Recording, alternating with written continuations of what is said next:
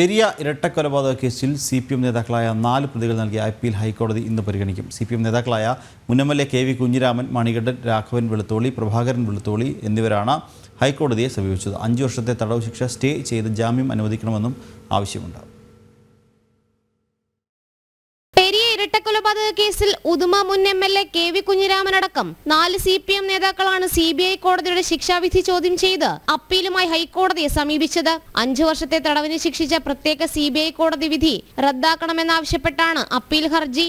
KV Kunhiraman പുറമെ CPM Uduma മുൻ area secretary K Manikandan, Pakkam മുൻ local secretary Raghavan Velutholi, KV Bhaskaran എന്നിവരാണ് അപ്പീൽ നൽകിയത്. 5 വർഷം തടവിന് ശിക്ഷിച്ചതോടെ പ്രതികളുടെ ജാമ്യം കോടതി റദ്ദാക്കിയിരുന്നു. നിലവിൽ കണ്ണൂർ സെൻട്രൽ ജയിലിലാണ് 4 പേരും. കേസിലെ 2ാം പ്രതി സജി C ജോർജിനെ പോലീസ് കസ്റ്റഡിയിൽ നിന്ന് മോചിപ്പിച്ച കുറ്റത്തിനായിരുന്നു 4 പേർക്കുമെതിരായ ശിക്ഷ. ഇക്കഴിഞ്ഞ വെള്ളിയാഴ്ചയാണ് പെരിയ ഇരട്ടക്കൊലപാതക കേസിൽ കൊച്ചി CBI കോടതി 14 പേരെ ശിക്ഷിച്ചത്. 10 പേർക്ക് ഇരട്ട ജീവപര്യന്തം തടവും പിഴയുമായിരുന്നു ശിക്ഷ. ജനം, കൊച്ചി.